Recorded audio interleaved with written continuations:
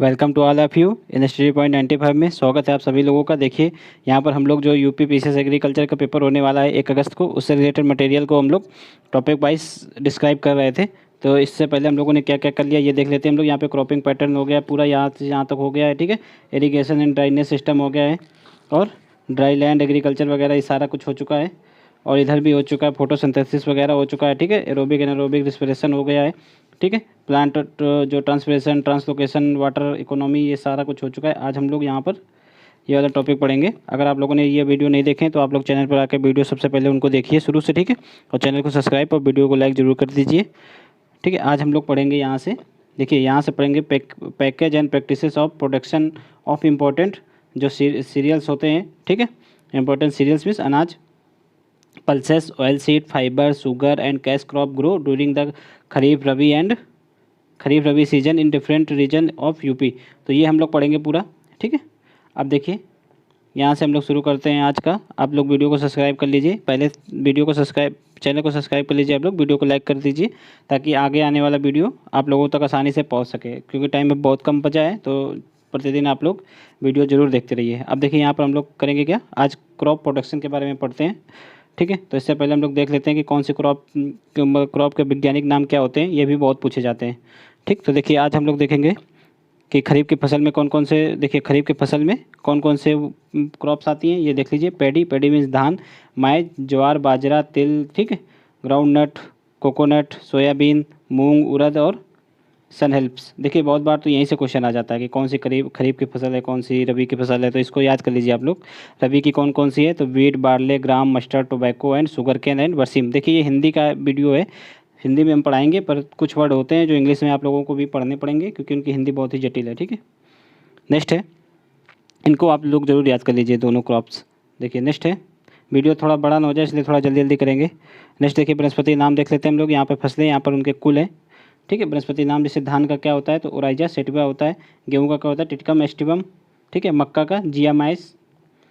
ज्वार का क्या होता है, तो ज्वार का होता है सरगम, बाइकलर या वल्गर, ठीक है, सरगम वल्गर। बाजरा का क्या होता है, बाजरा का होता है पेनिसेटम, ठीक है, ट्राइफोडियस, ठीक है। जौ का होता है हार्डियम वल्गर, ठीक है। मंडुआ। तो इंपॉर्टेंट हम लोग देख लेते हैं, ठीक है। चीना, सावा, कोदो, कानून, ये सब नहीं इंपॉर्टेंट है। अब दाल का देख लेते हैं। चना का क्या होता है, तो चना का होता है शिकर, ठीक है, एरिटिनम। मसूर दाल का क्या होता है, लिंस एस्कुलेंटा। मटर का क्या होता है, पाइसम सेविटम, ठीक है, पाइसम सेविटम होता है इसका। बोरो का क्या होता है, तो विग्ना सिनेंसिस, ठीक है। अरहर का क्या होता है, इंपॉर्टेंट है अरहर। बोरो मीन्स लोबिया होती है, लोबिया, ठीक है। ये देखिए यहाँ पे लिखा भी इंग्लिश में, यहाँ पे इंग्लिश भी लिखी है सबकी, ठीक है। मूंग की क्या होती है, देखिए अरहर की क्या होती है, तो अरहर की होती है एक कजन, ठीक है। मूंग की क्या होती है, विग्ना डेडियाटा, ठीक है। उड़द की क्या होती है, तो विग्ना मूंगो। इंपॉर्टेंट है सब, आप लोग ये एक बार देख लीजिए। सोयाबीन का क्या होता है, तो सोयाबीन का होता है ग्लाइसिन मैक्स, ठीक है। अब तिलहनी फसलें देख लेते हैं, जैसे मूंगफली की इंग्लिश में ग्राउंड नट या अर्थ नट कहते हैं। तो इसके ये जो बोटेनिकल नेम है वो क्या है, तो एरेचिस हाइपोजिया, ठीक है। तिल का क्या होता है, तिल का क्या होता है सेसमम इंडिकम, ठीक है। आरंडी का क्या होता है, आरंडी का होता है रेसिनम, ठीक है, कोमनिस। देखिए इंग्लिश अगर प्रोनाउंसिएशन में थोड़ा बहुत गड़बड़ हो जाए तो आप लोग इसको देख लीजिएगा आप लोग अपने हिसाब से। अरंडी का बता दिया। राई, सरसों का क्या होता है, सरसों का होता है बेसिका, ठीक है। ये क्रूसी फेरी फैमिली का है सरसों, ठीक है। कुसुम को क्या बोलते हैं, सब फ्लावर, साफ फ्लावर इसका क्या होता है, कार्थनस टिंक्टोरियस, ठीक है, कार्थनस टिंक्टोरियस। बढ़ते हैं नेक्स्ट है सूरजमुखी को क्या होता है, सूरजमुखी का होता है हेलिंथस एनस, ठीक है, सूरजमुखी। नेक्स्ट है कपास का क्या होता है। अब यहाँ पे रेशेदार फसलें देख ली। कपास का क्या होता है, कपास का होता है गोस्पियम सेविटम, ठीक है। ये एसपीपी का मतलब अभी शुद्ध समझ में नहीं आ रहा, आप गोस्पियम देख लीजिए। मालवेसी कुल का ये होता है कपास का पौधा, ठीक है। जूट का क्या होता है, तो जूट का होता है कार्कोरस, ठीक है, कैप्सुलरिस। बढ़ते नेक्स्ट देख लीजिए। मेस्ता का क्या होता है, मेस्ता का होता है, ये इंपॉर्टेंट, मेस्ता का क्या होता है, तो इसका होता है सबडायरिफा और कैनाबिनस, ठीक है, दो नाम होते हैं इसके। अब देखिए चारा फसलें हो गई है इंपॉर्टेंट यहाँ पर देख लेंगे हम। जैसे बरसिम का देख लेते हैं। बरसिम का क्या होता है? ट्राइफोलियम, ठीक है, एलेक्सा एंड्रिनम, ठीक है, ट्राइफोलियम एलेक्सा एंड्रिनम होता है इसका। अब बढ़ते हैं नेक्स्ट। गंवार, गंवार की क्या होती है? गंवार क्या होता है? साइमोप्सिस और टेट्रागोनोलोबा, ठीक है। चीनी फसलें देख लेते हैं। जैसे गन्ना, गन्ना का क्या होता है? गन्ना का होता है सेक्रम और सेक्रम ऑप्सिलिनारम, ठीक है। चुकंदर क्या क्या होता है? चुकंदर का होता है बेटा वल्गैरिस। जड़, जड़ वाली जो फसलें होती हैं उनका देख लेते हैं। जैसे कि पोटाटो, पोटाटो का क्या होता है? पोटाटो का होता है सोलानस टुब्रोसम, ठीक है। स्वीट पोटाटो का आइपोमिया बेटाटस, ठीक है। ये सब इम्पोर्टेंट नहीं है इधर वाली। और देख लेते हैं यहाँ पर देख लीजिए। यहाँ पर क्रॉप्स हैं। यहाँ पर कहाँ पे उनका मतलब राइस हुआ है पहली बार, कहाँ पे उत्पत्ति हुई है इनकी, ये देख लेते हैं। राइस का कहाँ हुआ है? इंडो बर्मा में हुआ है मतलब उत्पन्न, ये इंडो बर्मा से हुए हैं, ठीक है। वीट, वीट मीन्स गेहूँ, ये कहाँ है? साउथ वेस्ट एशिया, ठीक है। माइज, माइज मीन्स मक्का, ये कहाँ है? मैक्सिको, मैक्सिको से निकली है मक्का। जवार, जवार इथियोपिया एंड सूडान।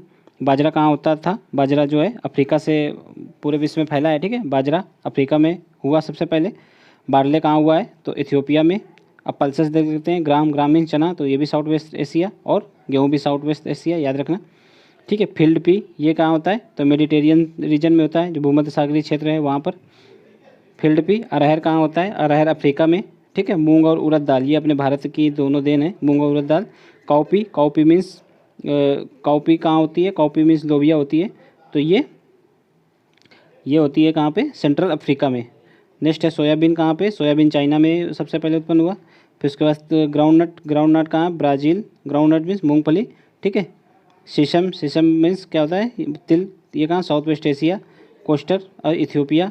राई चाइना, ठीक है। और नेक्स्ट देख लेते हैं सनफ्लावर, ये कहाँ? Mexico and south USA. ये इंपॉर्टेंट है, आप लोग इसका स्क्रीनशॉट ले लीजिए एक बार। अब बढ़ते हैं नेक्स्ट। और भी यहाँ भी देखिए, कॉटन कहाँ होता है? इंडिया में।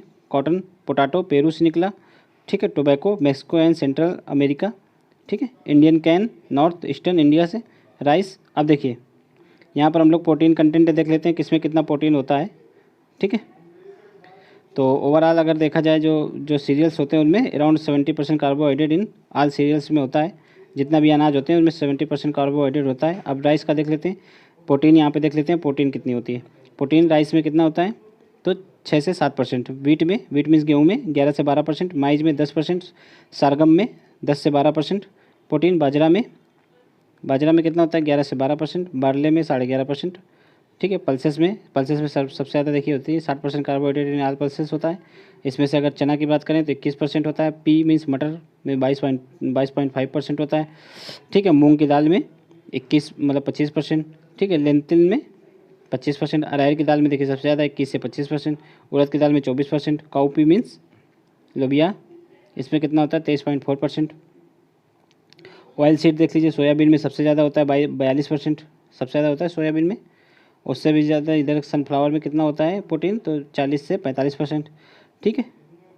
लेंसीड में कितना होता है? लेंसीड को क्या बोलते हैं यहाँ पर? लेंसीड, इसको बोलते हैं अलसी, ठीक है, अलसी। तो अलसी में कितना होता है? 36%, ठीक है। और इधर तिल, शीशम, तिल में कितना होता है? 18 से 20%। तो ये इंपॉर्टेंट है। ग्राउंड नट में कितना होता है? यानी मूंगफली में 26%। ये आप लोग स्क्रीनशॉट इसका भी ले लीजिए, यहाँ से भी क्वेश्चन बनता है। अब देखिए क्षेत्रफल एवं उत्पादन देख लीजिए। तो ये अभी, ये तो बाद में हमें एक इंडेक्स अभी लेटेस्ट आएगा तो उसको पूरा पढ़ा देंगे कि मतलब कौन सी अनाज कहाँ पे ज़्यादा होता है। अब हम लोग यहाँ प्रोडक्शन के बारे में देख लेते हैं, ठीक है। सबसे पहले हम लोग शुरू करते हैं यहाँ पर production of cereals decrease in order in India. तो इंडिया में देख लीजिए सबसे ज़्यादा क्या होता है? तो चावल होता है, फिर गेहूँ होता है, फिर मकाई होती है, मक्का, फिर बाजरा और फिर जवार, ठीक है। यहाँ पे एरिया देख लीजिए अनाज का एरिया, तो सबसे ज़्यादा राइस का एरिया है, फिर वीट का है, फिर बाजरे का है, ठीक है। वर्ल्ड वाइड देख लीजिए प्रोडक्शन जो अनाज का होता है वर्ल्ड वाइड में सबसे ज़्यादा किसका होता है? गेहूँ का किया जाता है, फिर मक्के का, फिर, ठीक है। नेक्स्ट है जो है प्रोडक्शन वाइज जो ऑयल सीड है इंडिया, वो कहाँ पे होता है? देखिए ग्राउंड नट, सबसे ज़्यादा ऑयल सीड में ग्राउंड नट होता है, फिर रेप एंड मस्टर्ड होता है, उसके बाद सोयाबीन होता है, ठीक है। बढ़ते हैं नेक्स्ट। इसको देख लीजिए आप लोग। नेक्स्ट अब देखिए, अब यहाँ से फसलें स्टार्ट हैं, फसलों का प्रोडक्शन जो भी हम लोग पढ़ेंगे अभी, कैश क्रॉप, कमर्शियल क्रॉप, ठीक है, खरीफ रबी ये सारी क्रॉप है। अब देखिए यहाँ पर हम लोग सबसे पहले स्टार्ट करते हैं राइस। राइस का जो है क्रोमोसोम कितना होता है, तो 24 होता है, ठीक है, इसके जीनों की संख्या 24 होती है। तो भारत में चावल का उत्पादन ऋतु के अनुसार होता है, यह 3 वर्गों में बांटा गया है। देखिए जो अस चावल है, अस ये मतलब जो इसका ऋतु होता है वर्षा ऋतु के पूर्व ही इसको उगा ली जाती है। जैसे चावल की ऐसी प्रजाति जो पूर्व मानसून काल में उगाई जाती है, तो इसको अस राइस बोलते हैं, ठीक है। मतलब ये मानसून काल में, वैसे तो खरीफ की फसल है जो कि मानसून काल में ही, बरसात के मौसम में ही चावल होता है, लेकिन यहाँ पे बरसात से पहले भी हो जाता है तो उसको अस राइस बोलते हैं, ठीक है, मानसून पूर्व। चूँकि इसकी इसकी कटाई अगर सितंबर महीने में होती है, इसे इसे अंशटम राइस भी करते हैं, ठीक है। बढ़ते हैं, नेक्स्ट है अमन। अमन या खरीफ विंटर। तो यह अमन है, ये देखिए इसका अर्थ क्या होता है, सुरक्षा। अमन शब्द का अर्थ होता है सुरक्षा, यह एक अरबी वर्ड है, ठीक है। तो अमन राइस, ये विंटर राइस भी कहा जाता है। यह खरीफ चावल की कटाई जाड़े में होती है। जो मेन ये यही अमन है, ठीक है। नेक्स्ट है बोरो या समर। ये देखिए गर्मी में भी होता है, तो तीनों में होता है ये, गर्मी बरसात जाड़े सब में होता है। तो बोरो का तात्पर्य क्या है, जो नीचे जो जलमग्न भूमि में चावल उगाए जाते हैं। देखिए जब जल जल जो निचली भूमि होती है वहाँ पे पानी हमेशा मिल जाता है, इसलिए ये गर्मी में भी यहाँ पे चावल हो जाते हैं, ठीक है। नेक्स्ट है बॉटनी ऑफ राइस प्लांट, ये देख लेते हैं हम लोग। ओराइजा जीनस, इसमें 24 जीन होते हैं, अभी हमने आप लोगों को बताया। नेक्स्ट है, तो यहाँ पे बढ़ते हैं।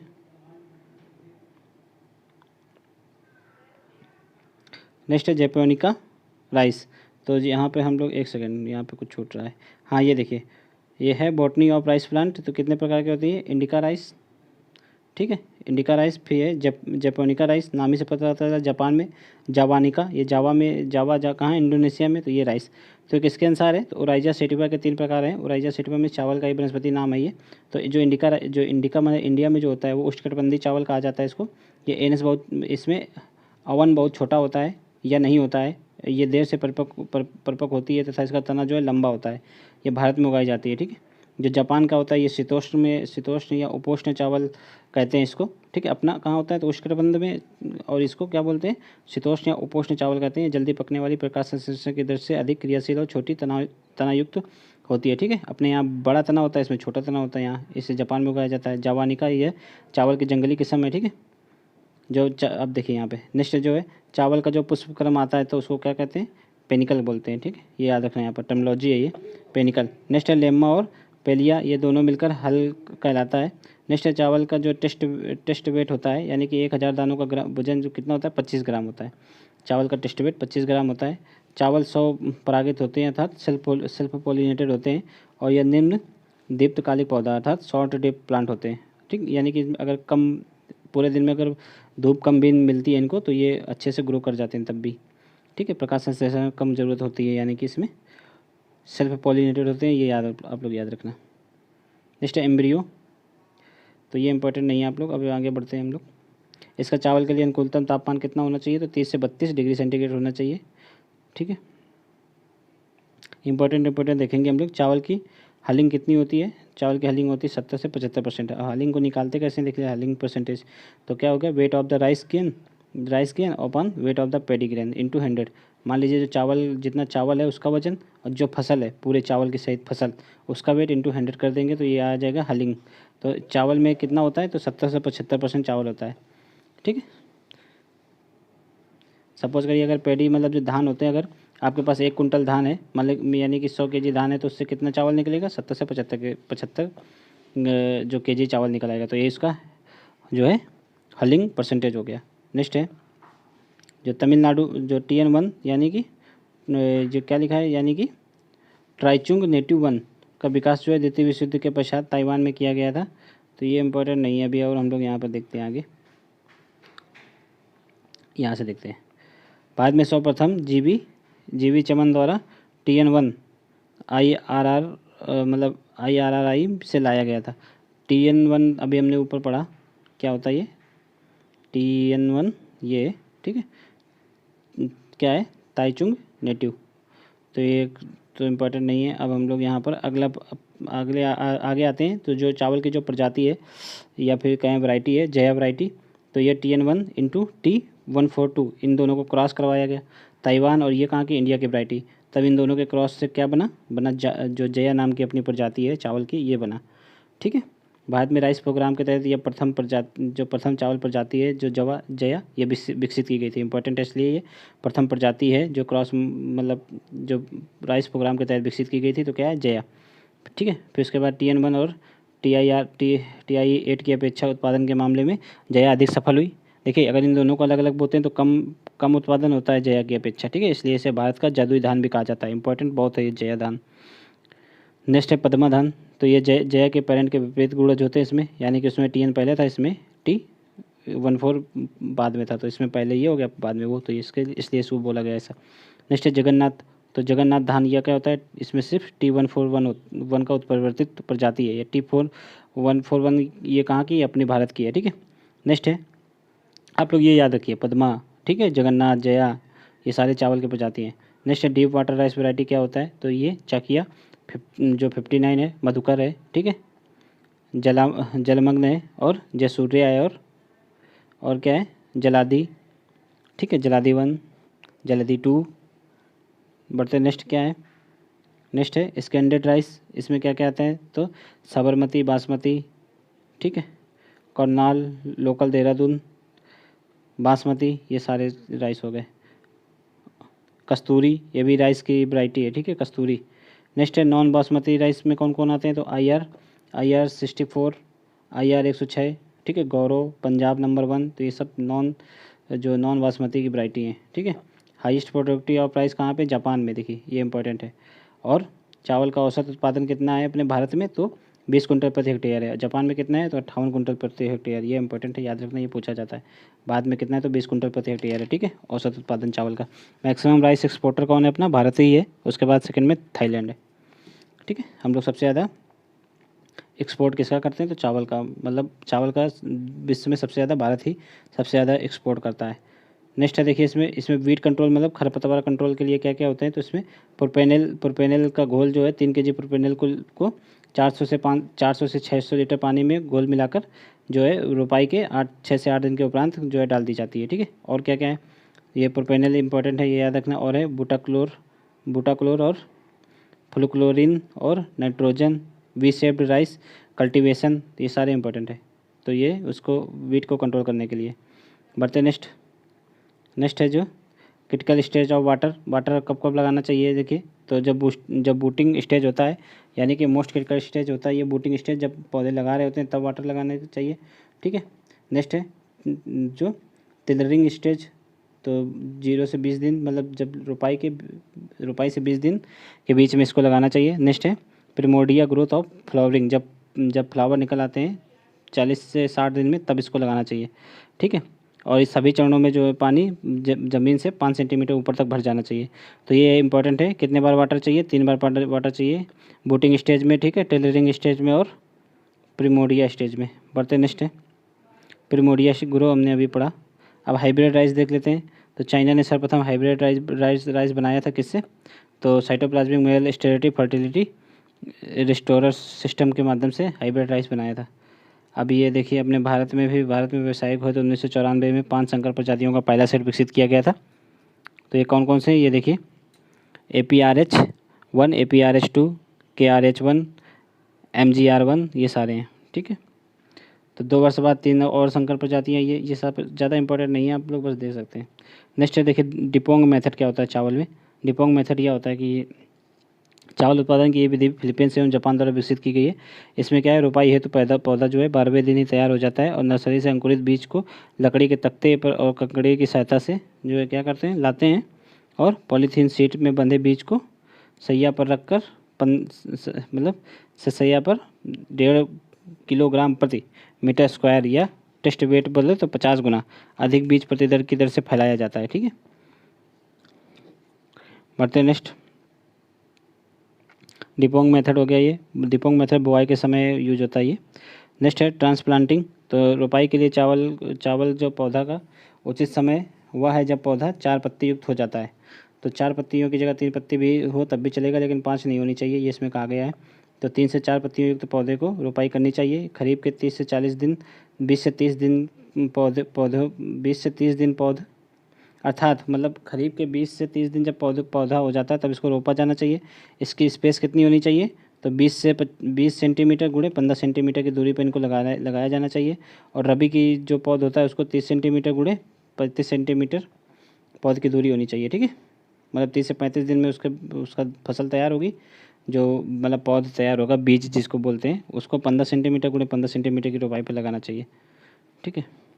बढ़ते अब यहाँ पे पढ़ते हैं हम लोग गेहूँ के बारे में देखते हैं। इसका भी गुण सूत्र कितना होता है? 24 होता है, ठीक है। 2 प्रकार के होते हैं इसमें, एक होता है टिटकम, तो इसका फुल फॉर्म नहीं पता अभी, टिटकम। और एक होता है क्या, ये 2 प्रजातियाँ हैं, ठीक है। टिटकम डूरम, टिटकम डुकोकम, ठीक है। और टिटकम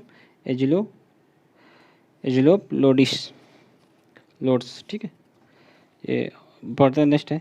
भारत में निम्नलिखित प्रकार के जो है टिटकम प्रजातियाँ उगाई जाती हैं, कौन कौन सी देख लेते हैं। तो इमरबीट या क्या होता है? टिटकम जो डोकुकम है, यह है वही है टिटकम डोकुकम, इसको बोलते हैं इमरबीट को। तो यह क्या है, भारत के दक्षिण राज्यों में, महाराष्ट्र, तमिलनाडु, कर्नाटक के कुछ भागों में इसको उगाया जाता है, ठीक है। तो इसे दक्षिण भारतीय डिश या उपमाव बनाया जाता है, इससे उपमाव इसी से बनता है, ठीक है। दक्षिण राज्यों में इसे रावा गोधूमलू या सांभा गेहूं के नाम से जानते हैं। नेक्स्ट गेहूं क्या है? नेक्स्ट है मार्कोनी। ये मार्कोनी बीट, ये गेहूं की बहुत ही पुरानी प्रजाति है। इसकी खेती सीमित सिंचाई और सूखा क्षेत्रों के लिए अच्छी होती है, ठीक है, मार्कोनी प्रजाति। नेक्स्ट देख लेते हैं यहाँ पर। तो यह जो है, जो सूखे वाले क्षेत्र होते हैं उनके लिए बहुत उत्तम माना जाता है, ठीक है। गेहूं का उपयोग बहुत सारी चीज़ों में किया जाता है। भारत में गेहूं का दूसरा स्थान है इस, ठीक है। इसका क्षेत्र देख लीजिए कहाँ कहाँ बोया जाता है, ये बाद में हम लोग आप लोग बता देंगे। डूरम गेहूं की मुख्य प्रजाति क्या गया? मालविका, ठीक है। SD 4530 और जयराज और मेघदूत, ये सारी प्रजातियाँ आप लोग देख लीजिए, इम्पोर्टेंट है, ठीक है। ब्रेड बीट, नेक्स्ट है ब्रेड बीट। इस गेहूँ की लंबाई अधिक होती है तथा इसकी खेती सिंधु गंगा के मैदानी भागों में, अर्थात अपने यूपी में यही खेती होती है। कौन सा? ब्रेड बीट की। रेनफेड जहाँ पर मतलब आर्द्रता होती है, या फिर जहाँ पर बारिश के भरोसे होती है खेती, तो रेनफेड दशाओं में ये अच्छी खासी हो जाती है। और प्रमुख प्रजाति इसकी कौन कौन सी है? C306, K65, K68 और C13, ठीक है। इंडियन डॉर्फ बीट नेक्स्ट है। यह पश्चिमी देशों में इसे क्लब बीट भी कहते हैं, ठीक है। इसकी बाली जो बहुत छोटी और सख्त होती है। यह उत्तर प्रदेश में सीमित क्षेत्रों में इसको भी उगाया जाता है, इंडियन डॉर्फ बीट को। नेक्स्ट है मैक्सिकन जो है, मैक्सिको में होता है जो मैक्सिकन डॉर्फ बीट। यह वर्तमान समय में इसकी खेती भारत में हर जगह हो रही है, ठीक है। इसे कॉमन ब्रेड बीट के नाम से भी जाना जाता है। नॉर्मन बोरलॉन्ग के द्वारा इसे विकसित किया गया था, ठीक है, मैक्सिको में, नॉर्मन बोरलॉन्ग के द्वारा। ये क्या है? हरित क्रांति के जनक है, ठीक है। अपने भारत में कौन है? तो MS स्वामीनाथन। और विश्व लेवल में कौन है? तो डॉक्टर नॉर्मन बोरलॉन्ग। इन्हीं के द्वारा कौन सी प्रजाति विकसित की गई थी? तो ये, ठीक है, मैक्सिकन जो डॉर्फ बीट होती है उसको, ठीक। बढ़ते नेक्स्ट गेहूँ की बाली को ईयर या हेड कहा जाता है, ठीक है, ये याद रखना। लेकिन वनस्पति नाम के अनुसार इसे स्पाइक कहते हैं, ठीक है। अब देखिए इसका जो टेस्ट वेट कितना होता है? 40 ग्राम होता है। और इसकी सीलिंग परसेंटेज 80-60% होती है। नेक्स्ट है जापान में नोरिंग सीरीज वाले गेहूँ प्रजाति से नोरिन नामक एक बोनी जीन निकाला गया, जिसको क्या डॉल्फिन जीन बोलते हैं। डॉर्फ जीन मतलब जो बौना पौधा होता है उसके लिए डॉर्फ यूज होता है। तो ऐसे प्रथम प्रजाति जो नोरिन 10 बनाया गया, जो कि छोटे प्रजाति थी, या ठीक है। तो ये डॉर्फ गेहूँ की पहली प्रजाति थी नोरिन, याद रखना आप लोग। जापान में ये बनाई गई थी सबसे पहले, ठीक। बढ़ते नेक्स्ट देखिए, जब इसमें कोई ज़्यादा इंपॉर्टेंट नहीं है, अगर आप लोग पढ़ना चाहें तो पढ़ सकते हैं इसको। नेक्स्ट है देखिए 1963 ईस्वी में जो है रॉकफेलर फाउंडेशन की सहायता से सोनारा 64 और सोनारा 63 और लरमा रोजा नामक जो है मैक्सिकन गेहूँ प्रजाति का 100 किलोग्राम भारत सरकार ने आयात किया, ठीक है। नाम क्या था? सोनारा 64, सोनारा 63 और लरमा रोजा, और आयात किया तथा IARI द्वारा इसकी 5 प्रजाति, जो कौन कौन सी? लरमा रोजा 64A, ठीक है, S63 सोनारा 64, मायो 64 और S227 मंगाई गई। विस्तृत जांच के उपरांत 1965 ईस्वी से 1966 ईस्वी में जो है लरना रोजा 64A और सोनारा 64 को बहुत ज़्यादा मात्रा में आयात हुआ, और इन दोनों प्रजातियों को भारत में समान खेती हेतु मान्यता दे दी गई। कौन कौन सी? तो लरमा रोजा 64 और सोनारा 64। बढ़ते नेक्स्ट है बाद में इन दोनों प्रजातियों की जगह कौन कौन सी ले ली, कल्याणी सोना और सोनालिका ने ले ली। ठीक है, कल्याणी सोना जो है बाद में रस्ट के प्रति संवेदनशील हो गया और सोनारा जो है करनाल बंट के। तो करनाल बंट रोग किस में होता है, गेहूँ में। रस्ट किस में होता है, तो गेहूँ में होता है, कल्याणी सोना में, कल्याण सोना में। ठीक है, नेक्स्ट है जो सोर्स ऑफ डॉर्फ जीन मतलब कहाँ कहाँ से आए हैं ये देख लीजिए। तो अभी हमने बताया आपको नॉरिंटन से आया है और टॉम थम्ब से आया है और ओल्सन ड्रॉप से आया है। तो गेहूं का राष्ट्रीय औसत उत्पादन कितना है अपने यहाँ, तो 32 कुंटल प्रति हेक्टेयर है। चावल का कितना है, तो 20 कुंटल प्रति हेक्टेयर। अभी बताया हमने गेहूं का 32। सिंगल जीन ड्रॉप वाले प्रजाति कौन कौन से हैं, double gene drop, triple gene drop variety कौन कौन सी देख लेते हैं। सिंगल जीन ड्रॉप वैरायटी में सोनालिका यूपी 262, ठीक है, VI 711 और गिरिजा है। ठीक है, ये इंपॉर्टेंट है। डबल जीन वैरायटी कौन कौन सी है, कल्याणी सोना, अर्जुन और जनक और यूपी 215, HD 2204 और प्रताप। ठीक है, ट्रिपल जीन ड्रॉप वैरायटी कौन कौन सी है, तो हीरा, मोती, जवाहर, ज्योति और संगम, ये सारे जो है और आगे भी हैं, पढ़ लीजिए आप लोग। तो ट्रिपल जीन ड्रॉप वैरायटी है ये। ठीक है, यूपी 301 319 ये सारे उससे की हैं, ट्रिपल ड्रॉप वैरायटी देख लीजिए। यहाँ पर ट्रिपल, यहाँ पे 3 है यूपी में, ये इंपॉर्टेंट है। डबल में कौन सा है, यहाँ पे 2 है। ठीक, तो देख लीजिए आप लोग थोड़ा ट्रिक वगैरह। नेक्स्ट है फ्लेरिस माइनर, ये क्या होता है,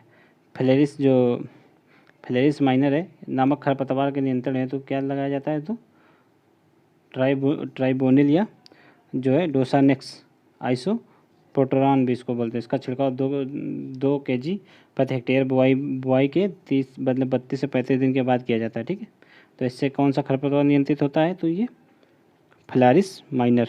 ठीक है, तो यहाँ पे नियंत्रण वाला भी यहाँ पे चैप्टर आप लोगों का कवर हो जाएगा। एक चैप्टर है कि मतलब जितने भी वीट होते हैं उनके नियंत्रण के लिए कौन कौन से पेस्टिसाइड यूज करने चाहिए, तो ये देखिए यहाँ पर है। ठीक है, नेक्स्ट है मैक्सिमम गेहूँ में जो ग्रेन होता है, मैक्सिमम गेहूँ में ग्रेन और स्ट्रो का अनुपात कितना होता है, 1:1.5 का अनुपात होता है। ठीक है, पिछेती गेहूँ प्रजाति यह क्या होती है, पिछेती गेहूँ प्रजाति में सोनारा आता है।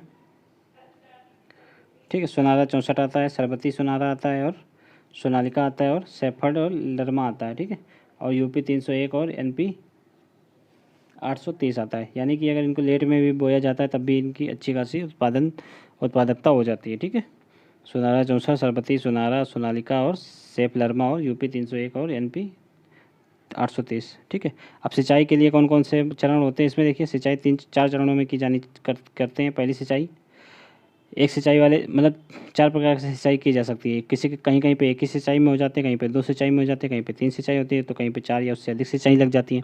तो जहाँ पर एक ही सिंचाई से गेहूँ उत्पादन हो जाता है तो उसमें कब सिंचाई करनी चाहिए, तो जो है बुआई के 21 दिन के बाद, जब क्राउन रूट का उत्पादन हो रहा हो। यानी कि जब पौधे क्राउन रूट का किसको बोलते हैं, जब पौधा जब ऊपर आ जाता है, जब उसकी पत्ती निकलना स्टार्ट करती है, सर्वप्रथम जब पत्ती खुलती है तो वो स्टेज होती है क्राउन रूट इनिशिएशन।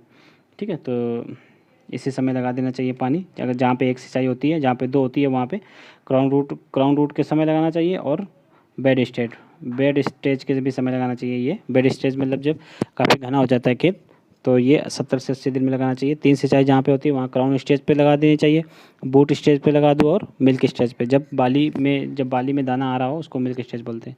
जहाँ पे 4 स्टेज होती हैं वहाँ पे तो क्राउन स्टेज में लगा दो। और late joining stage, flowering, milk stage, और जब भी कोई सूखा हो या फिर डॉफ स्टेज तो कहीं भी लगा सकते हैं जब ज़्यादा पानी लगाना है तो। अब माइज के बारे में देख लेते हैं। माइज मतलब मक्का। तो मक्का के दाना के गुण के आधार पर इसको 7 वर्गों में बांटा गया है। ठीक है, जिया माइज, एंडुराटा, भारत में सबसे अधिक खेती इसी की होती है, जिया माइज, एंडुराटा नाम ही से लगा है, इंड लगा है, इंड मीन्स इंडिया। जिया माइज एंडुराटा का सबसे ज़्यादा उत्पादन कहाँ होता है, भारत में। फिर नेक्स्ट है जिया माइज एंडुराटा, भारत में सबसे अधिक खेती जो है फ्लिंट कॉर्न की ही होती है।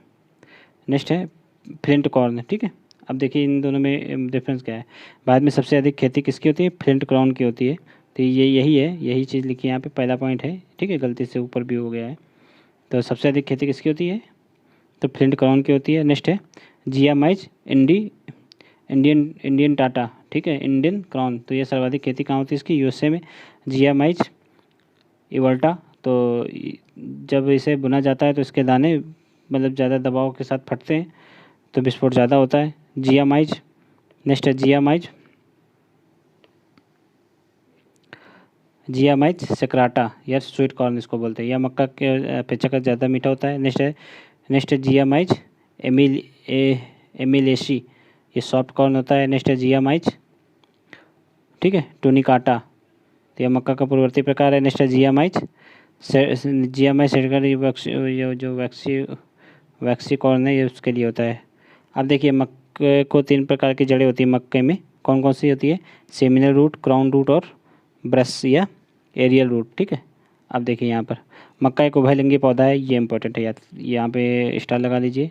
मक्का एक मोनेसियस प्लांट है, उभयलिंगी पौधा है, अर्थात इसमें एक ही पौधे में नर और मादा दोनों होते हैं। लेकिन मक्का फिर भी जो है जो सेल्फ पॉलिनेटेड पौधा नहीं है, फिर भी एक जो है क्रॉस पॉलिनेशन करता है, एक प्लांट से दूसरे प्लांट में पॉलिनेशन होता है। सेल्फ पॉलिनेटेड प्लांट कौन सा अभी हमने ऊपर देखा था, कौन सा था? तो धान था, ठीक है, पैडी क्रॉप सेल्फ पॉलिनेटेड होता है, ठीक है। नेक्स्ट है मक्का के प्रोटीन को क्या कहते हैं? तो मक्का के प्रोटीन को बोलते हैं जैन बोलते हैं, ठीक है, JDIN, GN, क्या बोलेंगे इसको? GN, जो भी हो आप लोग देख लीजिए, मक्के के प्रोटीन का नाम है, सब इम्पॉर्टेंट है। यहाँ पर देखिए जो हाइब्रिड मक्का होता है तो इसकी अवधारणा सर्वप्रथम EM ईस्ट द्वारा, या ये इंपॉर्टेंट नाम इम्पॉर्टेंट नहीं है, आप लोग देख लीजिए, इसकी वैरायटी इंपॉर्टेंट है कौन सा है, ठीक है। तो सिंगल क्रॉप टेक्निक द्वारा इसको विकसित किया गया था। आप इसका नाम बस इंपॉर्टेंट है, अगर नाम कहीं दिख जाए तो देख लीजिए उसको। डीपी जोशी द्वारा हाइब्रिड सीड का उत्पादन किया है। भारत में डबल क्रॉस टेक्निक का उपयोग ज़्यादा होता है। सन 1957 ईस्वी में all India coordinated mine's development project कार्य शुरू किया गया, ये इंपॉर्टेंट है, देख लीजिए। सन 1957 में क्या शुरू किया गया? ऑल इंडिया कोऑर्डिनेटेड माइज, ठीक है, इम्प्रूवमेंट प्रोजेक्ट का कार्य शुरू किया गया। भारत में सर्वप्रथम 1961 में 4 डबल क्रॉस हाइब्रिड माइज विकसित किए गए। अब ये यहाँ इंपॉर्टेंट है। तो कौन कौन से हाइब्रिड माउस? सबसे पहले तो गंगा 101, ठीक है, दक्कन और रंजीत। गंगा 101, गंगा और दक्कन क्षेत्र में जो होता है, और रंजीत, तो ये 4 हाइब्रिड हैं, सबसे पहले भारत में विकसित किए गए थे। किस प्रोग्राम के तहत? देखिए ये प्रोग्राम है all India coordinated mine's improvement project.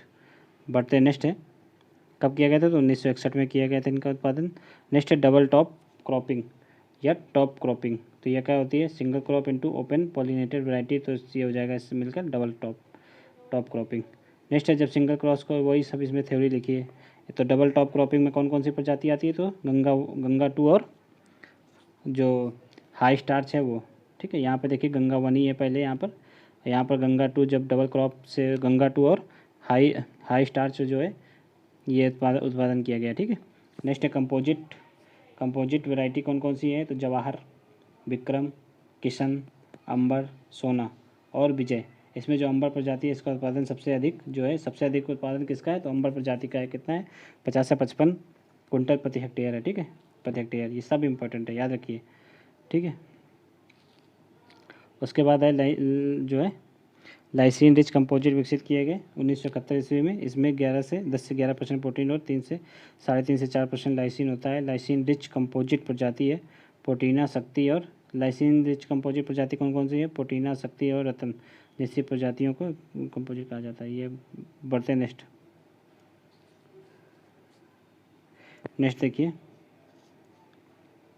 अब यहाँ पे हम लोग ज्वार के बारे में पढ़ेंगे। ज्वार क्या होता है?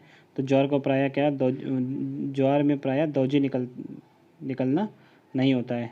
दोजी मीन्स टेलरिंग जो निकलती है वो ज्वार में नहीं निकलती है। इसकी जड़ मक्का की अपेक्षा अधिक सूक्ष्म और रेशेदार होती है। इसका पुष्पक्रम क्या कहते हैं इसको?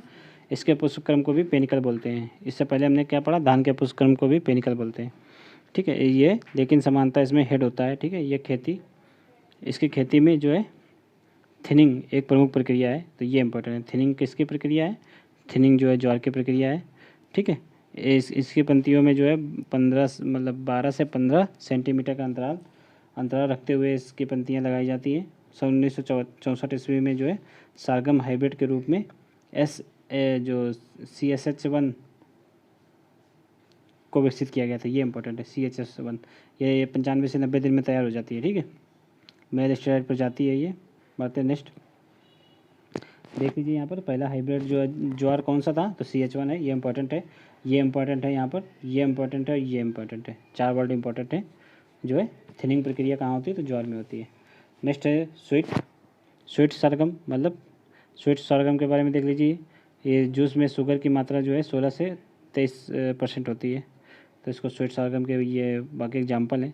नेक्स्ट है बाजरा, देख लीजिए यहाँ पर बाजरा के बारे में देखें।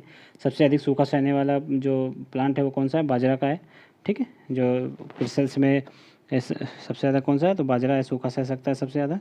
नेक्स्ट है इसकी हाइब्रिड, इसकी फर्स्ट हाइब्रिड क्या थी, तो HB1 थी, ठीक है। 1965 ईस्वी में इसको विकसित किया गया था। इसके ज्वार की क्या हो गई, बाजरे की HB1 और बाजरे की CSH1।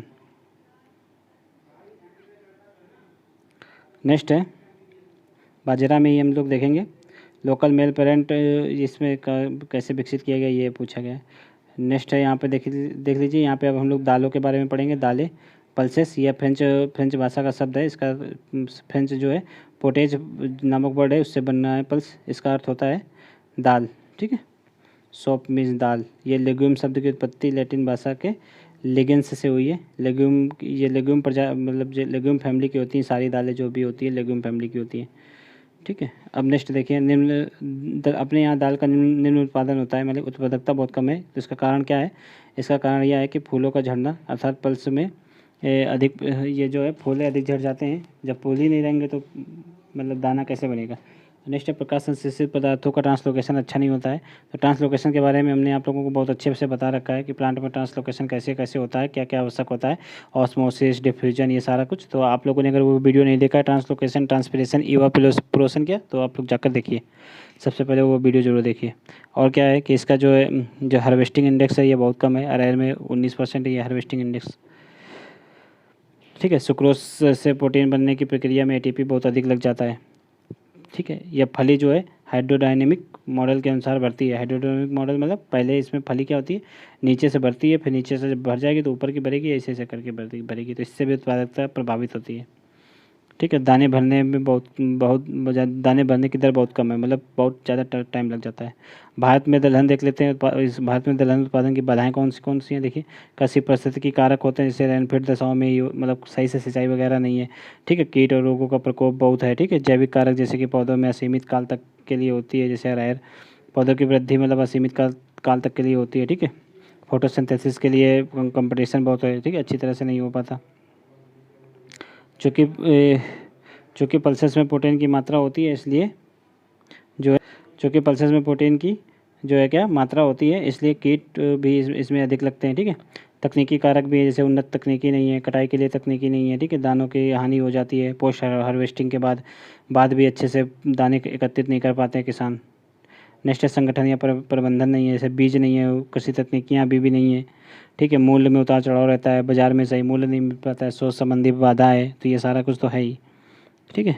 नेक्स्ट है सामाजिक समस्या क्या है, जैसे लोग पढ़े लिखे नहीं है, ठीक है, जागरूकता नहीं है, ठीक है। पुरातन पंथी मान्यताएं, शिक्षा की कमी है, विश्वास और पुरातन पंथी मान्यताएं ज़्यादा हैं, तो इसलिए वो लोग टेक्नोलॉजी अडॉप्ट नहीं कर पाते हैं आसानी से। नेक्स्ट है दोषपूर्ण विपणन, जैसे कि इसका सेलिंग परसेंटेज इन पी कितना है, 49% सेलिंग परसेंटेज, तो ज़्यादातर अनाज बेकारी हो जाता है, ठीक है। खरीफ पल्सेस सब देख लेते हैं इसमें। 24 इसका क्रोमोसोम संख्या 24 होती है खरीफ पल्सेस में। देखिए अन्य दलहनी फसलों की अपेक्षा जो काउपी होती है भारी वर्षा के प्रति सहनशील होती है। काउपी मीन्स लोबिया, तो ये भारी वर्षा के प्रति सहनशील होती है, इंपॉर्टेंट है, ये याद रखना, यहाँ से क्वेश्चन बनने का चांस है। नेक्स्ट है चना, देख लीजिए आप लोग, बस इंपॉर्टेंट फैक्ट देख लीजिए बस, ठीक है। इससे पहले हमने आप लोगों के लिए इंपॉर्टेंट फैक्ट निकाल के रखे थे, वीडियो बनाए, पर आप लोगों ने सही से उसको रिस्पॉन्स नहीं किया, इसलिए ये हमने बुक ही में इस बार अपनी बार पढ़ाना पड़ रहा है। इसका रिस्पांस देखेंगे कैसा रहता है, उसी हिसाब से आगे के वीडियो बनेंगे, ठीक है। आप लोगों को कैसा लगा ये बताइए, ये वाला मॉडल ज़्यादा अच्छा है या पहले वाला मॉडल ज़्यादा अच्छा था। अगर कोई भी मॉडल ज़्यादा अच्छा नहीं है तो फिर इसके बाद भी कुछ और भी सोचा जाएगा। चना देखिए, भारत में उगाए जाने वाले चना दो वर्ग हैं, एक देसी चना है, दूसरा काबुली चना है। ये भारत में सर्वाधिक खेती इसी चने की होती है, ठीक है। इसकी क्रोमोसोम संख्या कितनी होती है, 14 से 16 होती है। काबुली चना की 16 होती है। काबुली चना जो सफ़ेद वाला जिसको छोले बोलते हैं, काबुली चना होता है, ठीक है। चने की पत्तियां विशेष प्रकार की जो है खट्टापन होता है। चने के पत्तियों में एक विशेष प्रकार का जो खट्टापन होता है वो मैलिक एसिड या ऑक्जेलिक अम्ल के कारण होता है। ये इंपॉर्टेंट है, यहाँ पे स्टार लगाइए, ठीक है। विल्ट डिसीज से बचने के लिए इसमें 10 से 15 सेंटीमीटर नीचे बोई जाती है चने के बीज को। कौन सी डिसीज से बचने के लिए? तो वाइल्ड डिसीज। बढ़ते हैं, नेक्स्ट है चने की प्रजाति देख लीजिए। वैरायटी पूसा 256, बीजी 256, बाद में सर्वाधिक खेती इसी की होती है। ठीक है, रेनफेड दशाओं में सर्वोत्तम माना जाता है। नेक्स्ट है रेनफेड के वगैरह बारे में हमने आप लोगों के लिए अलग से एक वीडियो बना रखा है, आप लोग उसको देख लीजिए। ड्राईलैंड के बारे में अलग से वीडियो बना दिया है, उसको भी देख लीजिए। ठीक है, C235 ये ड्राईलैंड के लिए सर्वोत्तम है। नेक्स्ट है गौरव। गौरव प्रजाति भी देख लीजिए आप लोग, ये सब दाल की हैं। ठीक है, चने की हैं। ठीक है, और ओधी, तो ये प्रजातियाँ इंपॉर्टेंट हैं, आप लोग वैरायटी देख लीजिए। चना की देर से बुआई क्यों की जाती है ये भी देख लेते हैं। चना की समानता जो है बुआई वृद्धि के प्रारंभिक चरण में जो है सीडलिंग विल्ट से प्रभावित होता है। अगर तुम जल्दी बो देते हैं तो विल्ट जो जंगली घास होती है वो ज़्यादा उगाती है। अधिक आर्द्रता रहने के कारण वनस्पति वृद्धि भी बहुत अधिक हो जाती है, इससे उत्पादन कम हो जाता है। तो चने को देर में बोया जाता है जब आर्द्रता थोड़ी बहुत कम हो जाती है, इससे ज़्यादा प्लांट बढ़ नहीं पाता है और उससे जो उसकी फसल आती है वो बहुत अच्छी आती है। ठीक है, लेकिन विलम्ब से चूँकि इसको बोया जाता है इसलिए थोड़ा बहुत तो उत्पादन कम हो ही जाता है। ठीक है, ऐसे क्षतिपूर्ति के लिए पौधों की संख्या को, अब जब इसकी क्षतिपूर्ति कैसे की जाती है तो पौधों की संख्या 25% बढ़ा दी जाती है, इसलिए इसकी सीड रेट को 25% बढ़ा दिया जाता है। प्रजातियाँ देख लीजिए इसकी, राधे H208, ठीक है, BG 261, ये सारी इसकी प्रजातियाँ हैं। सोइंग टाइम कितना है? दिसंबर के प्रथम पक्ष में इसको बोया जाता है। ठीक है, पुष्पन के तुरंत बाद प्रकाश संश्लेषण की दर कम हो जाती है। ठीक है, यहाँ तक कि पत्तियों में भी जो है फोटोसिंथेसिस रेट गिर जाता है। ये सारा कुछ कहाँ पे? चने में पाया जाता है। अब हम लोग नेक्स्ट देखेंगे अरहर। अरहर के बारे में देख लेते हैं। अरहर जो है हार्वेस्टिंग इंडेक्स कितना है? 19 है, ये अभी हमने देखा। लेग्यूम इफेक्ट स्पष्ट नहीं हो पाता इसमें। अरहर का इसका जो है एक प्रजाति है प्रभात, ये कितने दिन में तैयार हो जाती है? तो 110 से 120 दिन में। ठीक है, सबसे अर्लीस्ट वैरायटी यही है प्रभात, इंपॉर्टेंट है, स्टार लगाइए। बाकी सारा तो एक साल में अरहर तैयार होती है, सारी अरहर एक साल में तैयार होती है। पर अर्लीस्ट वैरायटी कौन सी है? अर्लीस्ट वैरायटी प्रभात है, जो कि 110 से 120 दिन में तैयार हो जाती है। अरहर में जो है लेग्यूम इफेक्ट स्पष्ट रूप से नहीं मिलता है। लेग्यूम इफेक्ट मतलब कैरी ओवर इफेक्ट, तो इसको आगे चल के हम बताएंगे जहाँ कभी भी मिलेगा, आगे है इसके बारे में। नेक्स्ट है, अब यहाँ पे ये देखिए, इसका सब तो बाद में बताएंगे कहाँ किस प्रदेश में सर्वाधिक होती है। वैसे मध्य प्रदेश में सबसे ज़्यादा अरहर होती है। अधिकतम उत्पादकता कहाँ है? तो बिहार में, ये देख लीजिए आप लोग, 1145 kg प्रति हेक्टेयर। हरियाणा में उसके बाद है 1036 kg प्रति हेक्टेयर। तो अरहर मतलब दाल जो है बिहार में कमी नहीं है दाल की। ठीक है, ये इम्पोर्टेंट है।